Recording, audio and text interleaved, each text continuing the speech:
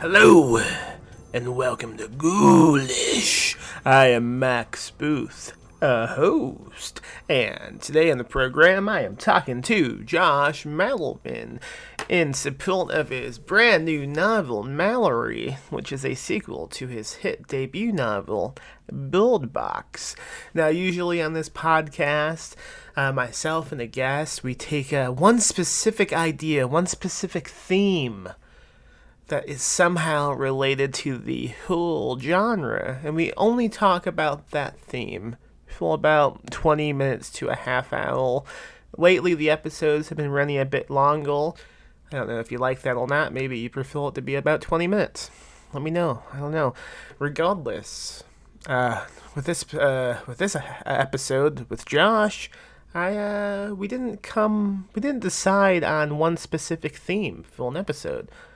We went in with no preparation, no idea of what we would be talking about, and we just kind of let things take the path that they wanted to take. We talked about a lot of things. I'm not going to tell you what we talked about because, hey, that's why you listen to a podcast. You skip the intro and then you get into the actual content, the meat of the ep. That's a t-shirt I saw once in a dream I had. So yeah, Josh Malerman talking about a whole bunch of things on Ghoulish, a podcast with me, Max Booth, a host. And now we're going to listen to that episode. Also, go buy Josh's book, Mallory. And hell, while you're at it, go buy my new book, We Need to Do Something. It's a book about a family stuck in a bathroom. Exciting? You betcha. You betcha.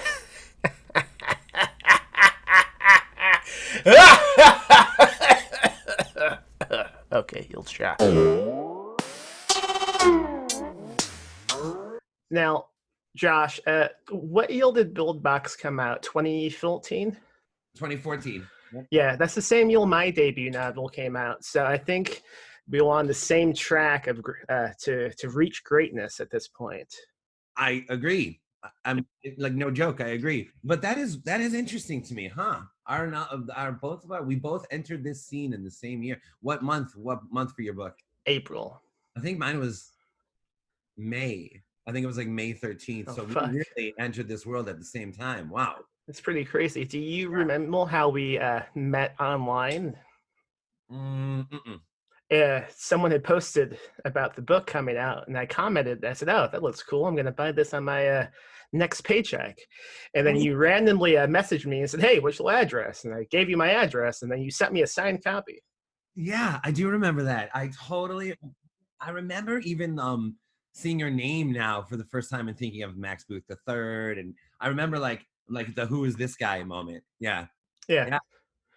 At what point did you become kind of like a will of this indie community that we now exist in? Like, when did it click with you? Like, oh shit, there's all these people and all of us are friends and we get together at conventions and we have each other's backs. Okay, so what an interesting question, dude.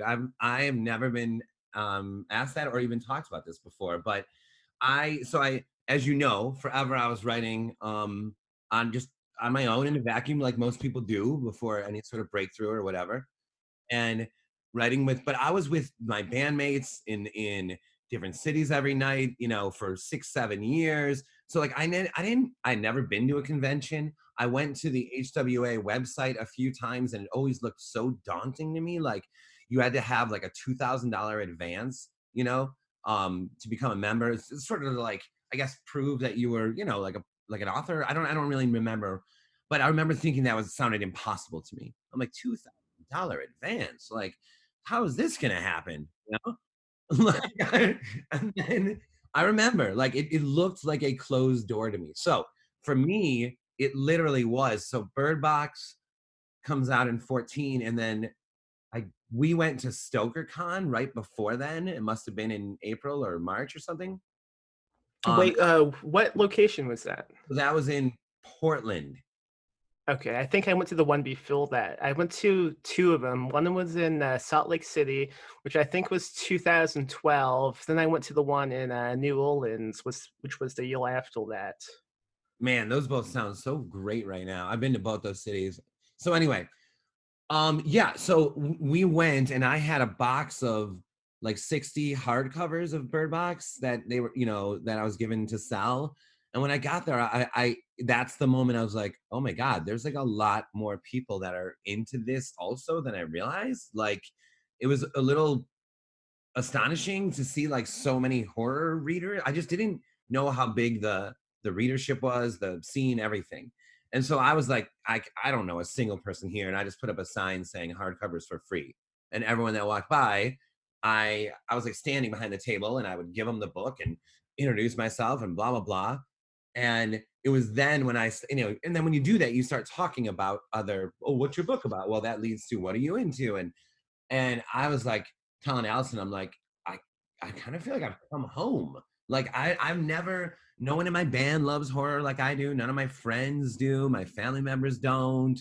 Like I've been on a solo journey with this genre, like pretty much my entire life until I turned like 39 or something. And so the whole thing was welcoming, shocking, a little overwhelming, but then also like I felt fit right in. So Yeah. like when I think about, sometimes people be like, were you nervous when you met Sandra Bullock and all the actors in Bird Box and stuff? Yeah, I was so nervous I couldn't even freaking walk. Allison had to like pretty much walk me down a hotel hallway as if I had like a broken legs or something.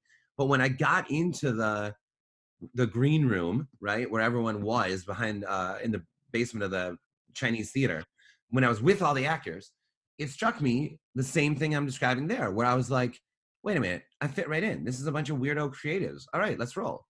And that's what happened at StokerCon. And that was my intro.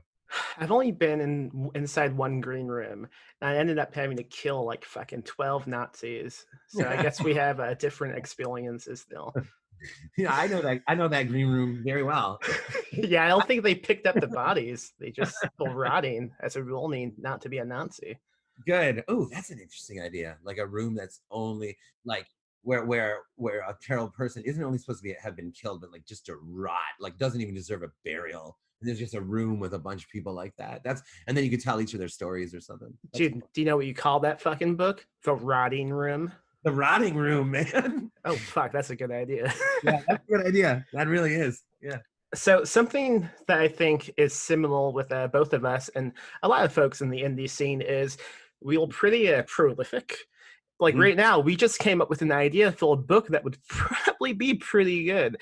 Mhm. How do you fucking handle this constant explosion of just these different creative ideas? Like something with me is I have a difficult time staying on track with one thing because I always want to go, oh fuck, I want to do this one now. I want to do this one now. Do you have that issue?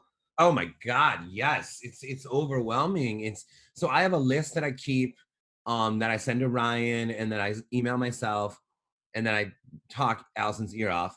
A list of like new ideas, blah blah blah. And then usually I'm just at some point I got to this point where I was like, you have to finish this one before you can do that one, that kind of thing, right? If you start one, you got to finish it, that kind of thing. The real problem is, what about when you like what's the right phrase, like sold a book to a publisher or have a book slated to come out, you hadn't written it yet but you've announced or something, whatever, right?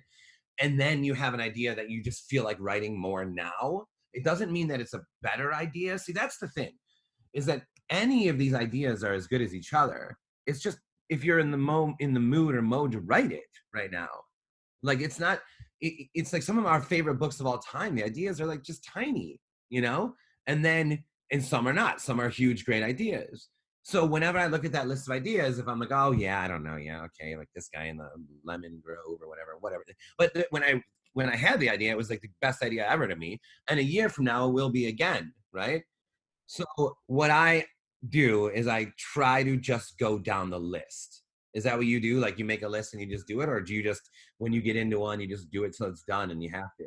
So I haven't come up with a way to make it work for me yet. Mostly, I have many things I'm in the process of writing, but since I got Ryan involved with my shit, I basically sent him an idea of things I could be writing, and I said, "Which one do you think you can sell?"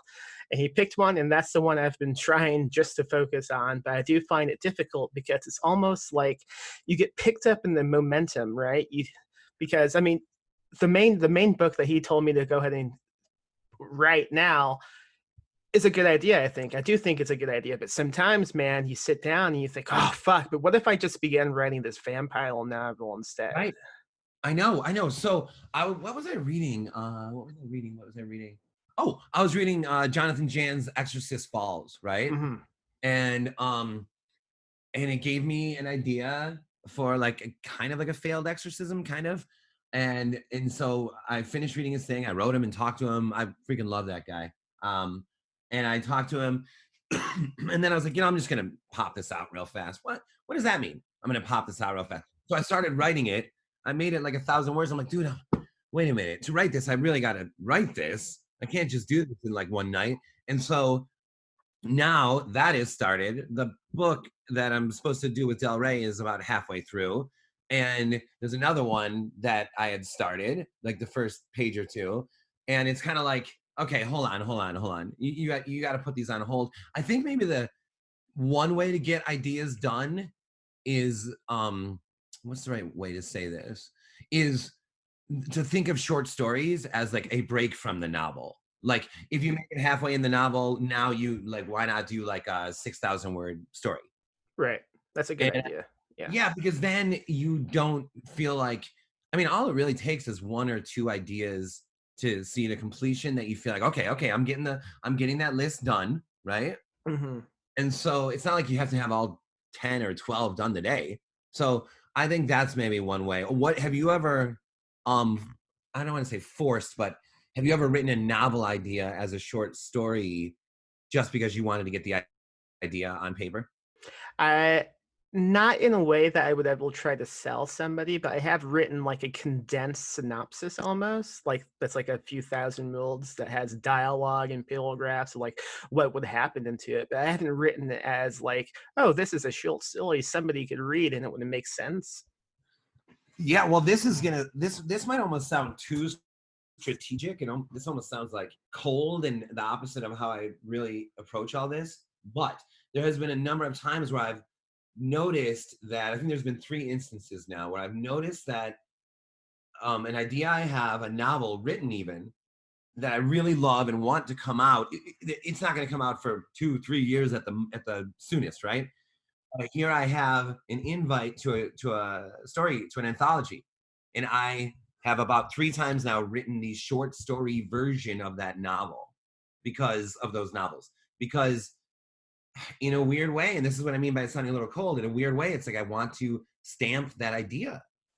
I want to say, That's a good point. It's almost like how in film, people will make like a short film to like pitch it to people. Like this is the movie I want to make. yeah. And I remember I heard an interview with Stephen Graham Jones, which I had already sensed this. I'm sure you have too, but to hear him say it did scared me. Where he said this whole thing is really an idea race with all these like writers and thinkers. It's like it really is a race to get your idea out there. And I'm like, okay, look, that scared me because it almost like confirmed what I was already sensing, right? And so then it became okay, you got an offer for a short story, you have a novel that you freaking love and you don't want someone else to do that idea, right? Because you just love it. And then I'm like, all right, so I'm going to write the short story version of this. It'll come out, and then I don't even know what that really means. What does that mean? So if someone else does an idea like that, you would be like, I put this out in 2017, you know? I mean, it's not like I would say something, you know Excuse what I mean? me, did Michael David Wilson just hack this call?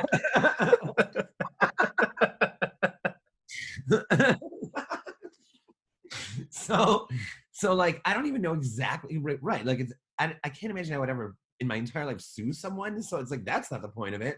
So I think it's just a point of being like, yeah, no, I've had that idea forever. And I've run into a few times, some of them I won't even mention, but if I'm sure we all have, where you have something written, but in a similar idea comes out or is announced, and you're like, oh God, I've had that for like 5 years and I haven't done anything.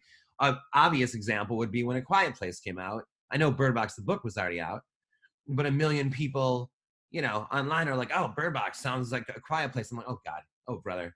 And then that's when I started saying in interviews, hey, I wrote this in '06. That was I was like, for now on, I include that. The only example I can think of that happening with me is for the longest time I had this idea of a traveling pack of vampires who would like travel around in a kill van, just fucking killing people. And then fucking King came out with Doctor Sleep, and I thought, son of a bitch. Yeah, I know. But then it's funny because it's very interesting. There's a time frame where now it's okay to do that again. Yeah. It's like the strangest thing. It's like now if you told me that you were putting that book out, if you told me that in 2015, I might be like, oh, it sounds a little like Dr. Sleep or something. If you told me, and you are telling me right now, then I'm like, yeah, that sounds fun. Do it. Yeah, And then it was also gonna end at a hotel, so it also included Danny from The Shining. yeah, it was unrelated, but it did include Danny. So then here's an interesting question, and this is something that just blows my mind. Why are certain ideas um allowed to be quote unquote repeated, like the vampire story, the werewolf story, I mean the haunted house, the haunted hotel, but other ones are not. And I'll tell you why I won't accept, like, oh, it's folklore or it's an older story, whatever. Like if you wrote a haunted car story, then you're ripping off Christine. If you wrote a vampire story, you're ripping off nothing. Why is it okay? Why are certain ideas, and it's not just vampire or werewolf, but why do you think certain ideas are, it's permissible to do your version of it and others aren't?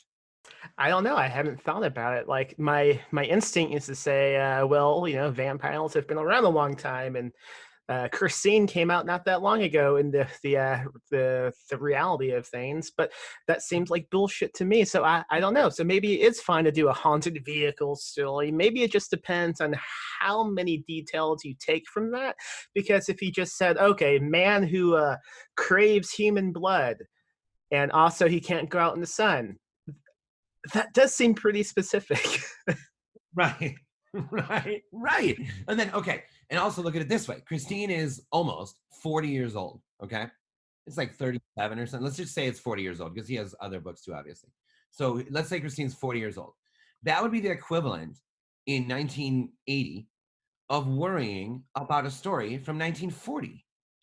What the Like, fuck? do you Yeah. think Stephen King, do you think that not layman, but like Ketchum and King and all the 80s giants, do you think that they were like, yeah, I can't do that one. That was done in 1939 by it's like, what do you mean? I think somehow the internet has put some sort of it's sort of like erased the idea of obscurity. It's so self-referential and it's so contained that if you put out a haunted car now, and I know that also Stephen King's a giant celebrity, but if you put out a haunted car, like everyone would be like, you are ripping off Christine. If you put out a haunted car in 1980, but one had been written in 1940, it would be your awesome version of this obscure story. Yeah, that's a great point. I don't know, man. I mean, also, if you think about it, Stephen King kind of ripped off himself by writing from a Buick 8 Oh, I want to read that one. Have you read that one?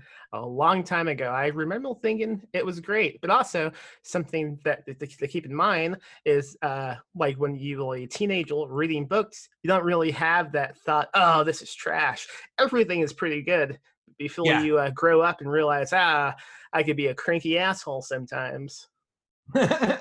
Yes, I know what you mean. Well, I'm still, and I'm not trying to sound cute or something, but I'm still kind of like that dude where I'm like, almost anything I read, I'm like, yeah, this is fun. It's great. Like to me, the worst horror novel is better than most scary movies that I see. Oh yeah, absolutely. I would Yeah. say so. Yeah. And then, so wait, back to this though, real fast. And the Yeah, reason yeah, I this topic is because, I mean, Jesus, what are we if not men and women of ideas, right? In this scene and stuff. And so sometimes, Allison is staunchly opposed to, like, worrying about if someone else did it already or this or that. She's always like, it doesn't matter. It doesn't matter. It's going to be your own. No matter what you do, it's going to be your own, and everything has been done. All that, that stuff. No matter how original you get, it's already been done, and don't worry about it. She's, anytime I bring up this kind of subject, she's like, it just doesn't matter. But I find myself, or I've at least been for decades, very concerned. Like I'll read an announcement of a story, and if it has, like, let's say, two elements in an idea of mine, or two elements that mirror a story that I've already written, I'll be like, I should have put that out already, yeah. And Can I tell you something about my fucking ego involved with this? If I see any movie that comes out that's about a man who works the night shift at a hotel, I immediately get offended. right. I'm like, what? But you didn't call me about this? And it's not even a joking like offense. Like I'll be at my house thinking, God damn these people. Oh But yeah, why? I don't know. I know. No, but see, now you brought up a great one, an absolutely great one, because for some reason that one does feel like it's okay if it was done different ways. Why is that? So now I'm wondering, is like a quote unquote profession not, is that just fair game no matter what? The night clerk at a hotel, a doctor, a truck driver, okay, I'm reading Full Throttle right now. Have Yeah. you read I think so, yeah. it? Dude, it is so good. And then he has story notes at the end of each story and in the back, and they explain pretty much what story inspired the story that he wrote.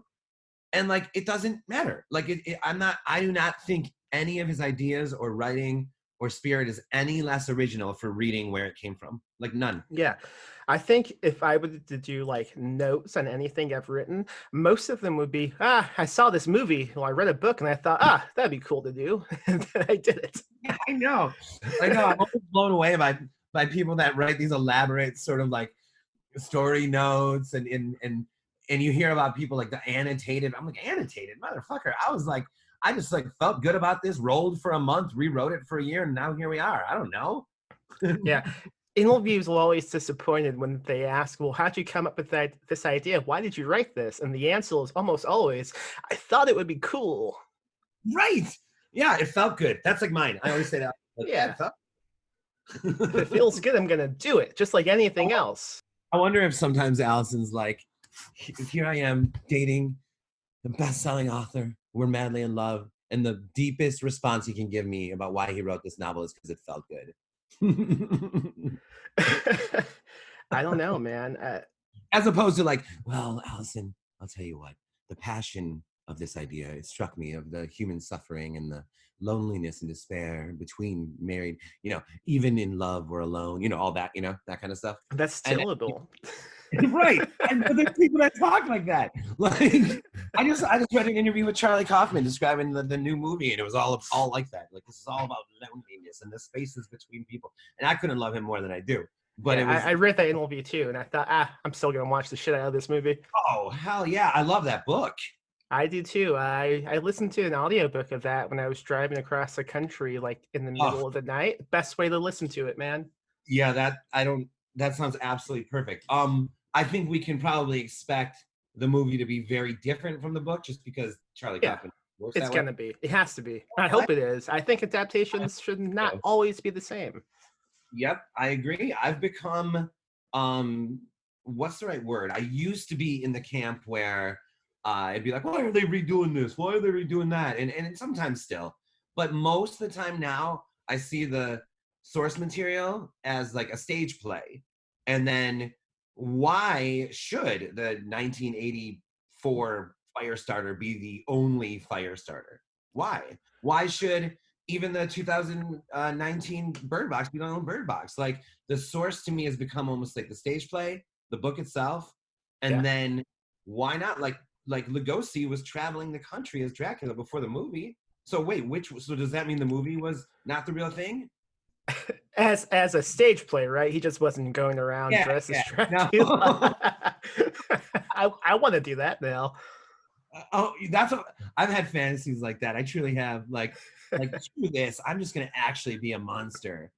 That would be cool, man. I want to go to kids' birthday parties as like the traveling vampire. Oh Yeah. my god! Imagine if you just literally you got, I don't know what you put together, what look, and you just walked around, took a road trip, walked around towns. You didn't even say anything, do anything. You're just walking around late at night, early morning. I bet after a while there would be like sightings of you online. Within 12 months, there'll be a documentary. Yeah, God, I kind of want to do this I now. want to be the hitchhiking ghost, man.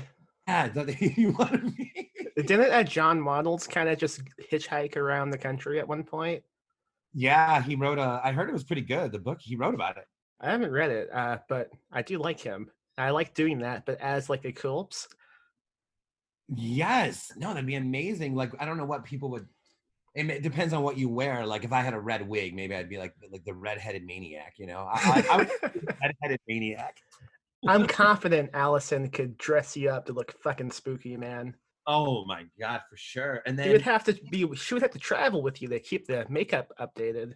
well, it's funny. She's always it's like a fantasy of hers, and we're gonna do it. Like to go on a big road trip, and maybe this is my selling point officially. Like, do you want to see America? Yeah. Do you want to like experience and live? Yeah. Do you want to have people snap photos of you while you walk around as a monster in every city we go? Let's go. Oh man, you could even research like, okay, what monster is like most famous in this state? Like, fucking dress as a chupacabra in Texas? I don't know. Like the Jersey Devil and shit like Yeah. What's the one in Florida? Just like an old man? I don't know. that. Yeah, it's just every person like. It's an old man with a red baseball cap. Oh God, dude, Jesus Christ! I also wanted to say real fast, and by the way, I don't mind talking a little politics if you wanted to, but as far as Ian Reed or Ian Reed, Yeah, I like Foe better. Did you read Foe? I haven't. Oh man, it's I gotta get that, I guess. but that one you have to read rather than audio, and I'll tell you why. He does a trick.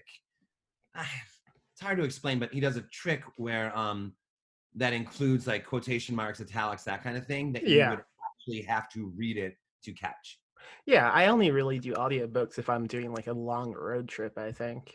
Okay, I've never done one. The band tried to listen to one a long time ago, and Allison, what did she put on? I can't remember when we were driving, but my mind just wanders so much when I'm, for some reason, even in movies, my mind wanders. I'll be like, "Who's that?" to Allison, and she's like, well, "What do you mean? That's like the sister or whatever." But like but with That- books, my mind doesn't wander when I'm That's reading. my issue with audiobooks too. I have the most difficult time paying attention and I'm usually lost by the end. I would probably do good to reread I'm thinking of ending things at this point since I did listen to it as an audiobook. But it did have a good mood to it to listen Oh, to while driving at night. well, What's that's Foe about? it's about a man comes to a farmhouse to say that I think the husband needs to be sent into outer space, this kind of thing. I can't remember exactly the setup, but I know that it's supposed to be that while he's gone, in his place will be like a replacement version of him. Okay, that sounds awesome. I'm So game. one has to like okay, your husband will be gone for 3 months, but while he's gone, you'll have this clone robot whatever android of your husband. Yeah, it's freaking awesome, and that actually sounds more Charlie Kaufman than the first one does. Yeah, I was surprised when I found out he was adapting this. It doesn't have like that Kaufman spin to it that I would expect. Yeah. But then again, he fucking made a brilliant adaptation of a book about a guy who steals flowers. So Yep, exactly. I almost feel like he probably avoids like something that's already a mind twister, a mind bender. Like he probably, because it's almost like I heard somewhere, is this true, that his first script he ever wrote is called Weirder Al? I don't know. But isn't that so him? Like It seems right. it totally seems right. But Don't you yeah, want a movie like Weird Al? I wouldn't want Kaufman to go and adapt like a Philip K. Dick book, because what's the point? It already has that stuff still. I want Kaufman to take something that doesn't have the strange, surreal aspect to it, and then I want him to add his own spin on it. Yep, 100%. I totally agree, and I never never thought of that until we're talking about it right now. That a guy like him, it makes more sense for him to pick up, not because I'm thinking of anything is not a total straight story. It's super unsettling and mysterious and whatever, Yeah, but it is also not like a mind twister. right. And supposedly the movie is. So I'm like, oh God, I can't wait, dude. Can't wait. I wish it was out now, man. I mean, why Yep. not put it out now? No one's I going know. outside. Put it out. Let us have it. Why are we waiting till September? Whatever, 4th? Was that what it was? Why are we waiting till September? Let's just freaking watch it. I know. Do you have his phone number? Can we call him up? Oh my God. You know what? We're both Jewish. I should have, shouldn't we all have a Jewish phone number? Don't you have him in your address book or something? Yeah, I have a big list of just every Jewish person in America. Oh, fuck. Last time someone made a list like that, things got out of hand. Oh God. Oh no. Was that a bad No. thing to say? No, I'm one of the good guys. But yeah, I feel like I should somehow. Should we know him? I was sent a copy of his debut novel and I loved it. And I tried 2 different times to get them to the publicist to get me an interview with him on the podcast. And the first time they did not respond. And the second time they were like, we're not going to bother him with that. And you know what? Good choice. I don't think Kaufman would want to do a podcast like this. I don't even, does he even do stuff like that? I don't even know, actually. And oh, dude, you read his book. You read that. I did. Aunt Kind. Have you already talked about it like at length on another podcast or anything? I haven't talked about it. No, I don't know what to fucking say about that book. Have you read it yet? No, so I ordered it and it's just, I don't understand. It's not here yet, but I did. I pre-ordered it after, remember I was like, how'd you get this or whatever online? Yeah. You told me and I pre-ordered it and it isn't here yet. Fucking shipping any place right now is bad. Like with the printer that we use, everything is so delayed right now due to like layoffs and shit. But with Aunt Kind, what I'll say about it is the premise is there's this snotty film critic who meets a man by chance who is like 90 years old, and he has spent almost his whole life making this long stop motion movie. And if you were to sit down and watch the stop motion movie in one sitting, it would take a total of 3 months. And I'm not really spoiling anything. This all happens in the beginning. After he discovers this movie, the movie is the greatest movie he's ever seen in his life. The old man dies. The film gets destroyed, except for one frame. And the rest of the book, the fucking 700 pages that follow, is just him trying to remember what the film was about. Wow. It is nuts. One of the best books I've read this year, absolutely. Maybe it's like an all-timer, dude. Okay, I'm on it. And the actual writing itself is really great. Yeah, he's great. He writes it from the first person of this asshole critic who hates Charlie Kaufman movies. Yeah, it's great. I liked it a lot. Saying anything else would be spoiling it, but yeah, you will enjoy it. If you like his movies, if anyone likes his movies, they gotta get this book. See, Kaufman, even though you refuse to come on this podcast, I'm still promoting you. I'm reading Joe Hill's now, Full Throttle, and then I'm gonna read Mexican Gothic. Have you read that one yet? Not yet, but I wanna. Yeah. She's good. She wrote a vampire novel that's really good. I can't think of the title now, but it's great. Allison read the Jade and Shadow one, like her last one. Mm-hmm. Allison read that one like when it came out it was like she got an ARC of it from Del Rey. She's good, man. Well, running out of time at the moment, but something I was thinking about when we were talking about like adaptations and changing them up, that kind of circles back to what this whole episode has been about with ideas and when can we reuse them. And do you think it's basically just premise versus execution? Yeah, I guess so. Yeah, I don't want, it's funny, I don't want to come down on either side of that discussion in my head yet, because I'm so used to like the premise behind Glass in my head, right? And it's like such a precious thing to me. And Yeah. then with between Allison and me experiencing, like I'll read like another author will, you'll hear so and so's wrote like a vampire story, and you're like, oh really? And then you read it and you're like, oh, this is unbelievable. And so between Allison's take on it and seeing fellow writers like making things entirely their own, I still haven't shattered the glass of the ideas, but I am wondering if sometimes I'm a little too precious about them. I have a good example, I think. Have you seen the movie Resolution? No, I really want to though. Fuck. Yeah. Okay, I'm still gonna go into it anyway. So, Yeah, yeah. Resolution is about a friend who goes to his childhood best friend's house, right? And the guy is eventually he gets locked up in this cabin, okay? And the whole movie is basically the two guys talking and fighting, and strange shit happens. That is also the premise of Carnivorous Liminal Activities, my book. However, they both stray fairly differently in different directions. So they have a similar premise, almost an identical premise, at least the beginning premise. But both of them, they take different directions and they become unique in their own ways. Yeah, okay. So when did that movie come out?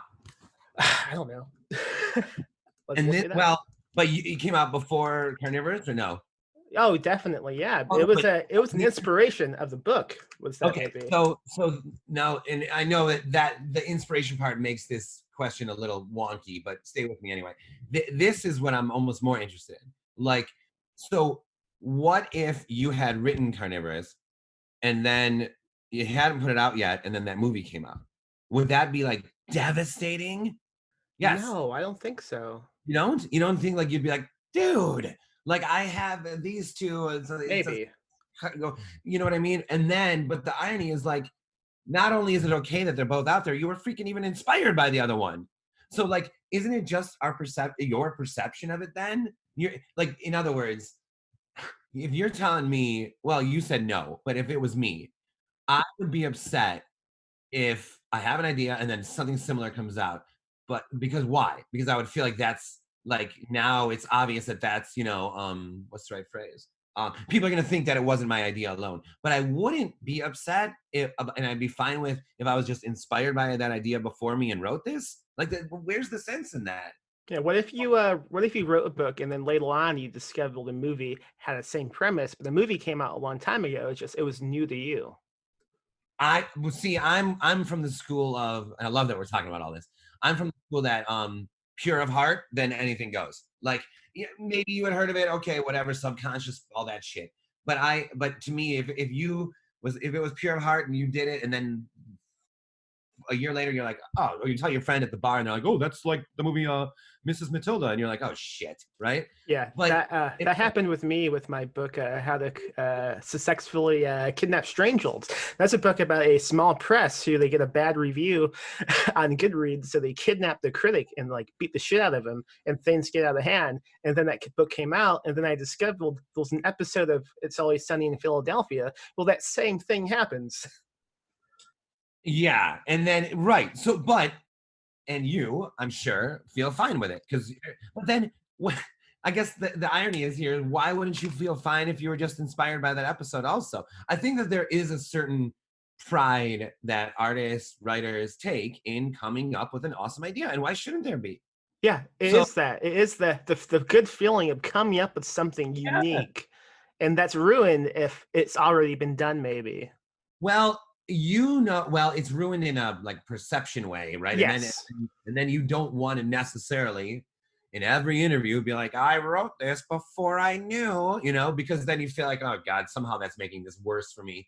But if I'm pure of heart about it, like I'm trying to give an example right now. I can't really think of one right now, but if I was pure of heart with it and this came out later, okay, whatever. All right, but it's also I don't think I've ever read a book where I haven't written down like a little idea on a site on a little like notepad, like from reading that book. So I don't, yeah, I guess, like I said before, I'm not in a spot where I'm ready to break the glass that all these ideas are in and keep them precious. But at the same time, I find myself loosening up on feeling devastated if something similar comes out. Of feeling, here's a good one. A House at the Bottom of a Lake. Here's a great one. Hmm. I saw like some poster or French movie or something where two divers find like a house underwater and there's like a creature in it or something. And like the poster art, this is like coming out soon, I think. The poster art could 100% could literally be a house at the bottom of a lake. What is it called? I'll find it for you. If you just Googled like underwater, underwater house. I can't remember the name of it. Um, But the point is, my initial instinct was absolute like no, but then also like good thing I put that out in 2015, and then like but still no, and then Ryan, listeners, if you don't know, Ryan is both of our manager. Ryan was like, dude, it doesn't matter. It just like literally does not matter, and he convinced me like him and Allison are like it just doesn't matter. It's going to be different. It's their thing. Your thing is your own. So it's like, I guess what I'm trying to say is I don't care if my story was seen as like it came second or if or I'm not that it came second, but I'll put it this way. I don't care so much that my story might be hurt in a sales or a viewership way, but I do want people to know that I thought of it on my own. I do want that. Yeah. And I think you do come across that as an issue with when you do write the book and then there's a film adaptation that comes out after a similar movie has come out, because you hit that with a Quiet Place, right? Yeah. Yep. And it sucks because the average like movie watcher, they're not as in tune with what's going on with the books as we are. So in their mind, they're gonna think, well, this is just like that Quiet Place movie that came Yep. out. And it's Yep. frustrating. Well, but I will say this though, and again, this is Ryan, and he's freaking right, man. A Quiet Place helped Bird Box, and here's why. Because anytime A Quiet Place was mentioned, or very, very often, anytime it was mentioned in relation to the movie, somebody would write, no, there was a book first. Bird Box came out in 2014, whatever. So whether you were for the movie Bird Box just because you're excited because of the book, and then you mentioned there was a book, or you were like, hey, this is like A Quiet Place, somebody else mentioned the book, and I honestly believe that like everything had to be every element had to be there for what happened with that movie and for the book to have become a bestseller. I think that A Quiet Place existing, coming out first, and the questions it raised or whatever, and the defense people gave the book helped Bird Box become a bestseller. That makes sense in a strange way. I do see what you mean. Yeah, and Ryan's the one who first, he's the one who was like, dude, this is good. It's like more people are talking about your book. And I'm like, yeah, but they're saying this. And then after a while I started really seeing what he meant. And I'm like, wow, he's right. Do we have to pay Ryan for also being a therapist at this point? Oh, dude, as you know, like, yeah, oh my God. Yeah, he's like the most level-headed dude I've ever met. What can you tell me about Mallory? It's coming out, well, this episode's coming out Monday, so it's coming out the following day. Yeah, man, I can't.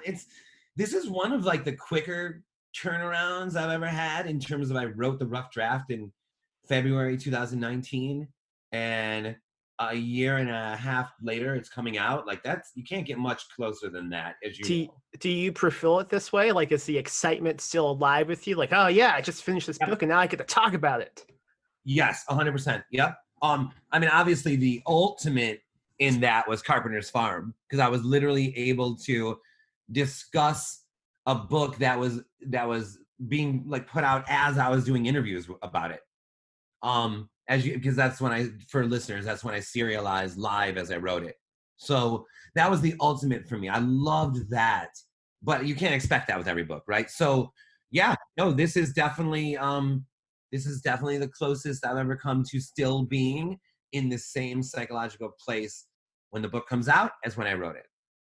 I am excited to read it. You sent me a copy of it, but it was a PDF, and I thought, I'm not fucking reading this. So, but I pre-ordered the copy, and it's coming next week, and I'm looking forward to it. The only thing I know about it, I tried to avoid reading too much about it. I know I guess like a census taker comes, and yeah, That is the coolest idea for any type of apocalyptic book I've ever heard. Well, man, I thank you. I was thinking about that. That guy maybe needs his own book.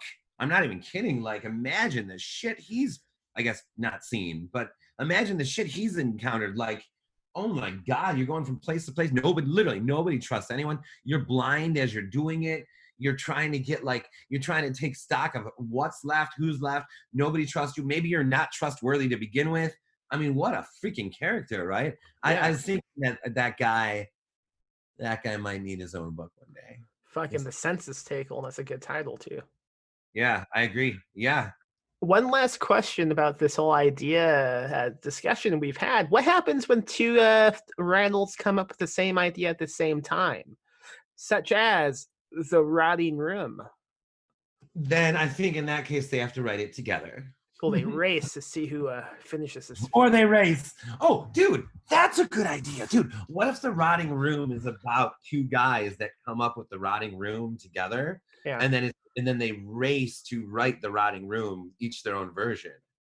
Yeah. I mean, listen, I mean, we do have ourselves in a unique position of having come up with this idea. What if we both went separate ways and wrote the same story? What differences would we come across? What directions would they take? That would be fucking insane. That would be absolutely madness and also like fucking awesome. I love that idea. I absolutely love that idea. I wouldn't even see that even remotely as a uh what's the word, as a competition or anything like that. I'd see it like this is super interesting in a writing way, in a reading way. I also like the idea of just writing it together. But I like both those ideas. I would never deny writing something with you, Josh. Well, okay, well, then the witch story is coming up. That's exactly what I was going to say, but then I held back. Fuck. Okay, well, this has been a podcast. It's been a good conversation. Do you want to plug things that you can be found at? I mean, everything is Googleable. Yeah, it's all just Josh Malerman. There's only one L. If you mistake that for two, it's Malerman and it's Facebook, Twitter. Everything's just my name. Instagram, all of it.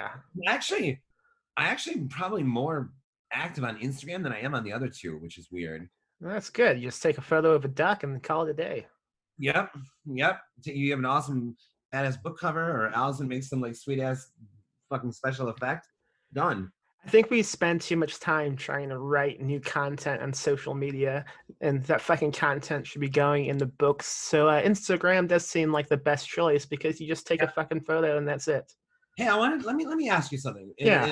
This opens a whole other door of conversation I don't really mean to, but I had read somewhere, I think you had said something, and then I saw someone else too was writing about how like the idea that if you spend too much time on Twitter, it actually can like fuck with your mind, right? Yeah, I say this without any scientific authority, by the way. I wanted to know what I'm just curious, like in what way? Do you mean comparing yourself to other people, mob mentality, needing notifications, all those things? Like what did you mean? I think if you spend too much time looking at something, a conversation is infinitely updating and there's no end in sight. It could fuck with the way your brain works. It's almost like watching a TV show that doesn't end. There's no conclusion to it. And also everybody is mad all the time. So you kind of look for reasons to also be mad, and before you even realize it, you've like somehow or just this rage machine, and anything it's going to make you so pissed off, and you can't. It comes a point where you have to respond and know what's going on any topic of the day every single day. I don't see how you can be productive at all that way. I agree. As a creative or as a human being, I don't see how that could happen. Yep. I agree. I like the people that like are like so active on there. I'm like I just naturally don't speak Twitter. Why? Because I don't have like a million critiques of pop culture. I don't have like a well-worded, zinger to rip on politicians. I don't, whatever it is, there's like a language to it that it's not really how I feel. I'm coming from like a much, I guess more optimistic place than Twitter feels. And sometimes when I like post something like joyful, I almost feel like I'm like the like bright-eyed like child in the room who's like, "Woo, hi everyone," and everyone else is like, while the parents are all screaming at each other. Yeah, it does seem that way. Yeah. It's a rage machine, man. I can't get over the fact that everybody I hate saying this, but has to have a take on everything. Like it's No. like a good example would be whenever a new Star Wars movie comes out. Like I don't hate Star Wars. I also don't like it. I'm just like, it's a thing. Like why do I Right. have to have a fucking opinion about everything? Right. And if you wrote like Star Wars, I watched Star Wars, it was great. It's like I'm not making a stand. I just had a great Yeah. time listening at a movie. Yeah, I mean, just let me enjoy something or let something exist without me having to tell you if it's problematic. It's a very, very strange world out there. I'm, as you know, I'm not crazy active on there, but I'm also not invisible, but I'm Yeah, not crazy active. I mean, holy cow, there are some people that, and they have like, there's like a cadence to it. Like all the people that do well, from comedians to like even just like a funny person to like political analysts, there's a similar cadence to all their Twitter speech. yeah. I Very do I do see that they have a way they talk, and I don't know how to do that, and I don't want to do that. It seems Okay, so odd. here's an interesting thing. I'm not gonna name names, but there's one comedian. Yeah, Um, well, it's just a person that's on Twitter that's really funny and gets like a lot of attention for being really funny. And then I went and watched one of their videos on YouTube of them making pretty much the same jokes, and the tone of voice made the jokes so much less funny. So like it was completely destroyed it. And then I started thinking, oh, there's an actual Twitter speak. That's the yeah, moment I started thinking it, because here's this person that online is legitimately funny. But in this context, when you're actually watching them speak, and the actual delivery, and it's like, oh God, these jokes are like just stupid. And then that's the moment where I started to notice. I noticed this is about a few years ago when I saw that. And I saw, oh no, it was, anyway, it doesn't matter when it was. But I I started think thinking about that. I think Twiddle is a good place for jokes. Jokes. I do think it's fun when you just see jokes from comedians. But I do agree that a Twiddle joke does not translate to a stand-up comedian joke. Like think about Christopher Miller, right? Or Jeff Strand. They're really funny people. They write funny books. You don't see them going out and doing stand-up comedy too. It's a different format. Yeah, it is. It is. It's a different format, but the thing that noticing that split, that divide, the same Yeah. comedian, same jokes. In this format, it's not funny. In this, it is. But then to see that same cadence, in political analysis, in really just outrage, in all over Twitter, in a million other ways, even just like a scientific sort of thread. And then I started to notice like, oh, there's an actual cadence, there's a language, there's an accent to Twitter. And it's in lowercase. Yeah, it Do is. you know the term doom scrolling? No, what does that mean? You're just looking for bad news? It's basically like, especially in the year 2020, but I mean, fucking rewind back any goddamn year and you'll find it. But it's when you just kind of hang around on your phone, thumbing through the goddamn news feed, and it's nothing but bad news. And you keep doing it despite the fact that it makes you feel bad. And also, there's really nothing you personally can do to help anything. But you keep looking and you go, oh fuck, we're doomed. And you keep doing it. It's doom scrolling. That's a big Yeah. part of why I hate this, man. Yep. So okay, my younger brother and I were talking yesterday, and I told him, I was like, if I had maybe one tweet that it was about being kind or something, and it did really well for me. Okay, big deal, or whatever. But if I announce like a new book, or then maybe then there's some reaction. But I could put the funniest thing I've ever fucking written in my life, or the most insightful, doesn't matter. The most I would ever get is like a few hundred likes or something. Yeah. And I said to Ryan, like, Like, why am I out here at all? Like, if this is for, am I expressing myself? Well, no, I do that in books and songs and just talking to people. So is it for the books? Yeah, probably, mostly. I mean, it's like, you want to be like engaged with the scene and everything, and right, blah, blah, blah. Mm-hmm. And in a good way, in a Yeah. positive way. Yeah. So, okay, that's good. But like, do I have to like feel compelled to like give my take on everything? Why? It's like I'm like, am I helping? Like, it's really confusing to me, because like sometimes you just feel like you have to. I mean, you have to point out how like absolutely wretched this administration is. You have to sometimes, Yeah. just for the sake of like, I see it too. But I don't know, like, if I think there's like an imbalance of how much time is spent with that kind of thing, that platform, and how important it actually is to your life. How often do you feel the this is going to be a cheesy phrase, but how often do you feel the need to tweet when you were Um, not already looking at Twitter? Like um, I have no desire to like, oh, this would be a funny tweet if I'm not already on my phone looking at it. So maybe like the it gives the fact that we have the option in front of us really kind of provokes us to type oh, something, anything. dude, for sure. Because there's a number of times where I'll delete one, not because I said like something like coarse or something, just because I didn't want that negativity like on my page or something. So I'll say something angry, and then I'm like, okay, I don't let's just get rid of that. And then it's like, would what if this wasn't open right now, this page, I would never have written it down in the first place, and I never would have thought to myself, I need to get inside and tweet that. Like, no, never. If I ever say, I should tweet that, I should fucking just kill myself. And I think that's a Well, great way to end this episode. me and my brother Ryan is a fan of yours, by the way, on Twitter, and we talk about you often because of Ryan Lewis and because of your books. And Ryan's just amazing. My Oh, brother Ryan's an amazing my guy. brother Ryan is also a fan of you. Cool. And but Ryan and I sometimes, I will admit, sometimes we'll be talking and we'll be like, "Oh, that's a good tweet you just said." What a sad conversation. This is I how love low it.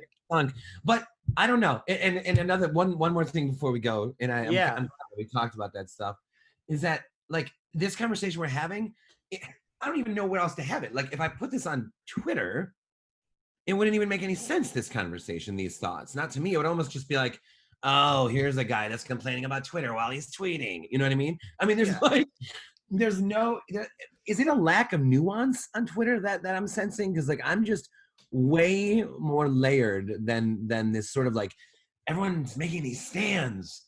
I don't know. I just don't feel that way inside.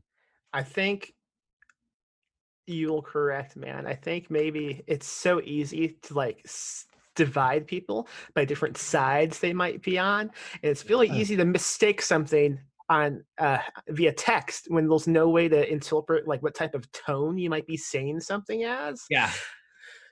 Right. Like if I write Derek, the drummer of the High Strung, if I'm like, hey, do you guys want to come over Saturday? And whatever, if you wrote back, okay, then I could read that as okay. Or I could be like, okay, yeah, well, yeah, I'd love, why didn't he say like, yeah, I mean, he said he's coming, but he didn't seem very excited. Yeah, how come he didn't use an exclamation mark? Why didn't he use an exclamation point? Why did he only write okay? It makes it sound like, hey, don't do it for me, dude. Do it for you. No. I think maybe the internet was a mistake, and it's going to doom us all. Yeah. I'll tell you, Max, that is one thing I'm grateful for, is that I did not have a cell phone till I was 30. I did not join Twitter till much later than everyone else. I've like much later than everyone else. And all of this is like, I lived like an entire, even adult almost lifetime before all this stuff happened. Yeah. And I really think that is helpful.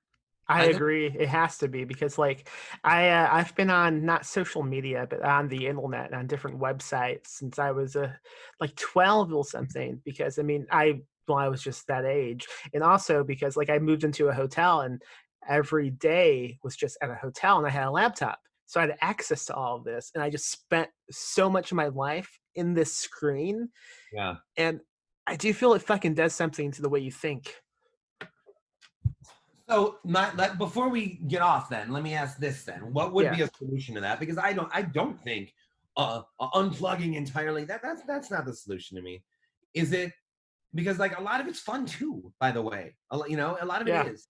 But then like, so is the solution to like, hey, from noon to 1, that's the only time I check. I think that might have to be the solution, something like that.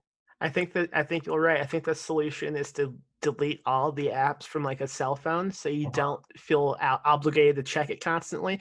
I haven't done that. I did that once and it was good. And then I had to post something to social media right then because it was like, maybe I didn't have to, but at the moment I thought, oh, I have to. So I Mhm. re-downloaded it and then I've been stuck since then. So I think removing it from a cell phone is a good starting point, and I do think maybe staying logged off so will you have to physically sign back in would help. And also, like I think, like say Twitter, only follow people who bring you joy.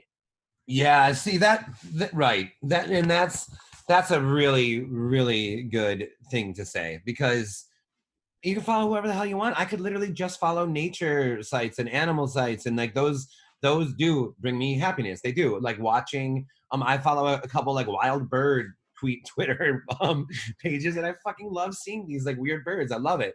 So why not why not more of that and less of this? I definitely do also follow a lot of news people, and so maybe that's part of it too. Is like you say, you see other people say, hey, it's your feed, clean it up however you want, you control it. Yes, and I think sometimes I do forget that also. I think that's one of the uh, if we were to compare Twitter versus Facebook, like Facebook, uh, you don't have the easiest choice because if someone wants to like say see what you were writing, you also then have to follow them back, right? But with Twitter, they can just follow you, and then you can just keep living, and you don't have to follow someone who's going to just post negative stuff constantly. And I do have that issue with Twitter because, like you said, I also follow a lot of people in the news, a lot of people reporting on stuff going on right now, and it's such a constant source of dread and Yeah, just depression, man, because yeah, nothing's good right now, and there's really nothing like you and I can go and do to fix it. We right, just That's the most like aggravating part of all of this is we just have to sit around and wait and see what happens. right. Whereas we are both used to, if you have a idea for a book, you write it. If you're having a problem with your wife, you talk about it. If you want to, I don't even know, you want to exercise more, you exercise more. Like, in other words, we're the kind of people that like try to I don't want to say fix the scenario, but like it, the online the Twitter doom that you're talking about is really like the only time in my life, or the only thing in my life, where I'm like, I feel helpless to it. Think about it like this, okay? You go into a bank, right? You have to cash a check. Oh shit, someone's robbing it now. And now we will tie it up and sitting on the ground as we just wait and find out what's gonna happen between the guy with the gun and the other guys with guns outside yelling through a speakerphone. We can't do anything. We just have to sit Yeah, and wait and see what happens. yeah, Are we gonna get executed right now? Who knows? yeah. No, that's a great example. It really is. That's yeah. It's kind of like I'm just not used to being like sort of forced into this inert spot or something. And I think social media has a tendency to do that. Again, I want to point out again that there is a lot of exciting shit too. Like, I love reading like all the there's so many in our circle, readers and reviewers and writers. Yeah. And I love all that. Love all that. And I follow a ton of horror stuff, and I'll see like a new movie preview or just an awesome t-shirt. Love all that shit. And that guy Doth is my favorite thing on Twitter, like my favorite thing. What's that? Oh, Doth. You don't follow him? No, Oh, great. I'll It's look him just up. endless, awesome, just like romantic, dark one-liner things. He's funny. He's good.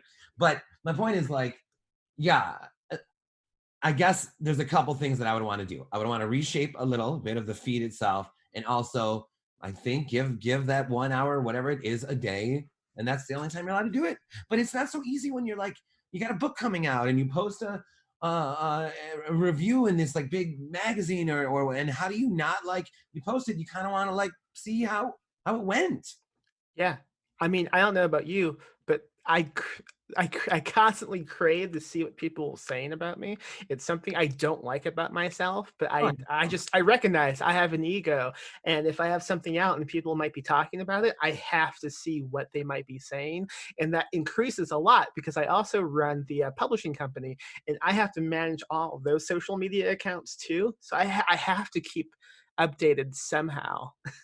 Yeah, oh my God. Yeah, no, it's see, then you start thinking that this is why some people do say, well, you have to unplug because I don't want to say it's a slippery slope, but I mean, if you don't unplug, then you're going to just end up back where you are or something. Anyway, I don't want this to all sound so like doomy and gloomy. I do think there is good stuff involved. And also, I'm even optimistic about, in the big picture, I'm even optimistic about like like America and all this stuff. I'm optimistic about it. And I think we are going to get through this pandemic and this moron. I think we're going to get through to the other side of both of these things.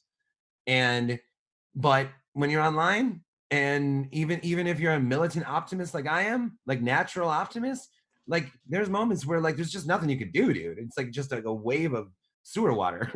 Yeah, like talking to you right now, it's been the most optimistic I've felt about anything in a long time. But give me like 60 minutes of alone time just looking at Twiddle, and I'm going to be like, why even bother living? Yeah, I am. I'm like watching it, like I'm standing on the edge of the roof. All right, my man. Yeah, this has been an episode. Yeah, that was good stuff. This was a good conversation, man. Thank you. Yeah, you. Yeah, everybody listening, go buy Mallory. Do it. Don't fuck this up. Okay, I'm hanging up now. All right, bye everyone. Bye, Max. Bye, man. Alright, if you liked today's episode of Ghoulish, why don't you go on over to iTunes and rate and review the podcast. I also have a new novel out called Touch the Night. Buy any place you buy books. It's about small towns, spooky demon shit, and pissed off moms. We just released Michael David Wilson's new book, The Grill and the Video, out now through Perpetual Publishing, and in September we will be publishing a new novella from Paul Michael Anderson titled Stand Alone. You can pre-order that one right now over at perpetualpublishing.com. That is a novella that kind of tackles the slasher trope in a way maybe you have not seen before. We also have a Patreon, patreon.com/PMM Publishing. Go on over to tpublic/user/PMM Publishing and you can get a cool Ghoulish t-shirt as well. I am running out of time to do this outro, so now I'm gonna laugh all spooky like. Because this is Ghoulish, baby! Ghoulish, I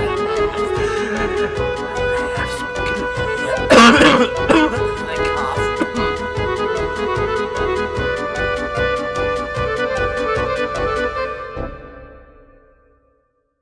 Live spooky, die spooky.